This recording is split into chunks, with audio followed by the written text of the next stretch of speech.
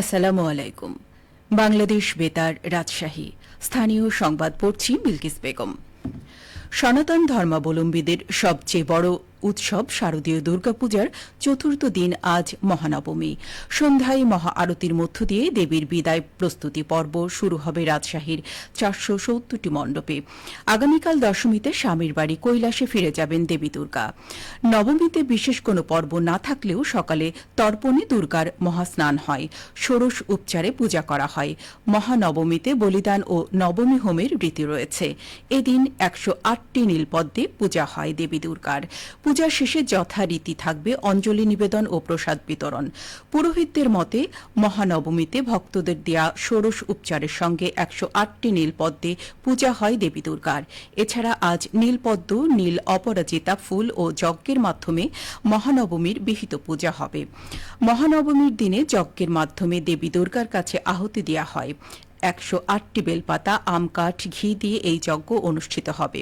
বৃহস্পতিবার বিজয়া দশমীতে বিসর্জনের মধ্যে দিয়ে দেবী দুর্গাকে বিদায় জানাবেন হিন্দু ধর্মাবলম্বীরা।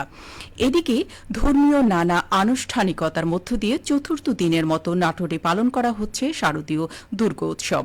আজ সকালে জেলার সকল দুর্গা মন্দির এবং মণ্ডপে মহানবমী বিহিত পূজার মধ্য দিয়ে দেশ ও জাতির কল্যাণ কামনা করেন মায়ের পায়ে অঞ্জলি দিয়েছে মন্দিরে আগত ভক্তমণ্ডলী। পরে ভোগ আরতি সহ নানা অনুষ্ঠানের মধ্য দিয়ে চলে নবমী পূজার আনুষ্ঠানিকতা। পৃথিবী থেকে অশুভ শক্তি নাশ করতে পূজা মণ্ডপে করা হচ্ছে হোমযজ্ঞ। এ সময় শঙ্খ, উলুধ্বনি এবং ঢাকের শব্দে মুখরিত হয়ে ওঠে পূজা মণ্ডপগুলো। সন্ধ্যায় পূজা আরতি এবং ভোগ রাগের মধ্য দিয়ে শেষ হবে মহানবমীর আনুষ্ঠানিকতা। অন্যান্য দিনের মতো জেলা ও জেলার বাইরে থেকে বিপুল দর্শনার্থী ও ভক্ত সমাগম হয়েছে নাটোর শহরে। এ সময় আইন শৃঙ্খলা বাহিনীর সদস্যরা দর্শনার্থী এবং ভক্তদের শৃঙ্খলা ও নিরাপত্তা নিশ্চিত করেন। আজ মহানবমী শারদীয় দুর্গাপূজার এই দিনে সিরাজগঞ্জে দেবী দুর্গাকে মহাশক্তি রূপে পূজিত করেছেন সনাতন ধর্মাবলম্বীরা। আজ বৈরী আবহাওয়া উপেক্ষা করে মণ্ডপে মণ্ডপে দেবীর আশিস পেতে ভিড় করেন ভক্তেরা।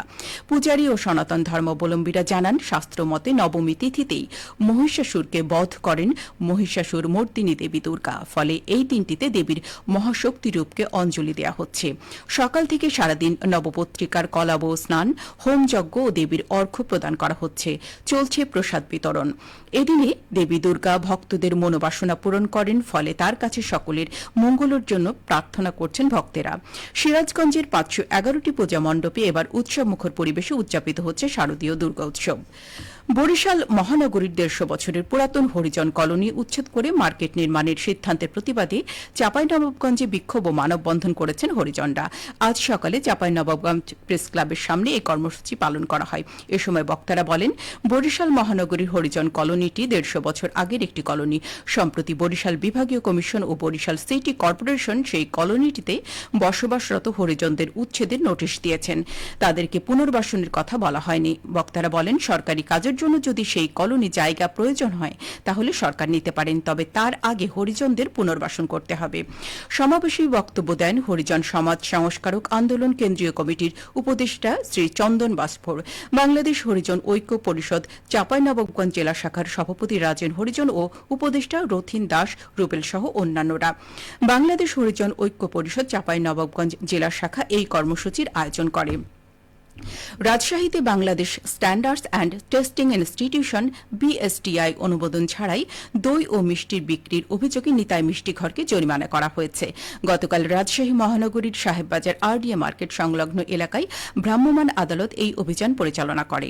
অভিযানে দেখা যায় প্রতিষ্ঠানটি সুইট মিট মিষ্টি পণ্যের গুণগত মান সনদ ছাড়াই এবং ফার্মেন্টেড মিল্ক, দই ও ঘি পণ্যের গুণগত মান সনদ নবায়ন না করে উৎপাদন ও বিক্রি করছে।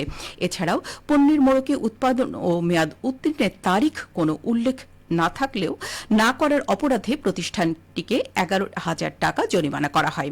অভিযানে নেতৃত্ব দেন রাজশাহী জেলা প্রশাসনের নির্বাহী ম্যাজিস্ট্রেট মোহাম্মদ বোরহান উদ্দিন অন্তর। জনস্বার্থে এই ধরনের অভিযান নিয়মিতভাবে চলবে বলে জানান তিনি।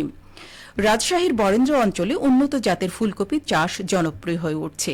মৌসুমী ফুলকপি চাষের বাইরে গ্রীষ্মকালেও কৃষকরা ফুলকপি চাষ করে প্রচুর লাভবান হচ্ছেন। এতে তাদের আয় বৃদ্ধি ও জীবনযাত্রার মান উন্নত হচ্ছে। ফুলকপি শীতকালীন সবজি হিসেবে পরিচিত হলেও গ্রীষ্মকালেও সফলভাবে চাষ করা হচ্ছে। বিশেষ করে দুর্গাপুর, গোদাগাড়ী, পবা ও পুঠিয়া উপজেলায় এটি চাষ করা হচ্ছে। বাজারে চাহিদা বৃদ্ধি ও অসময়ে উৎপাদনে লাভ হওয়ায় এই পরিবর্তন দেখা যাচ্ছে। কৃষি উপসহকারী কর্মকর্তা অতনু সরকার বলেন, গ্রীষ্মকালীন সবজি চাষের প্রতি কৃষকদের আগ্রহ বেশি দেখা যাচ্ছে। কৃষি সম্প্রসারণ বিভাগ কৃষকদের সর্বাধিক মুনাফা অর্জনে সহায়তা করার জন্য প্রযুক্তিগত সহায়তা দিচ্ছে। রাজশাহী কৃষি সম্প্রসারণ অধিদপ্তর জানায়, বর্তমানে জেলার প্রায় ৩০ হেক্টর জমিতে ফুলকপি ও বাঁধাকপি চাষ করা হচ্ছে। কৃষকরা উন্নত উচ্চ ফলনশীল জাতের দিকে ঝুঁকছেন, এতে ভালো দাম পাওয়া যাবে।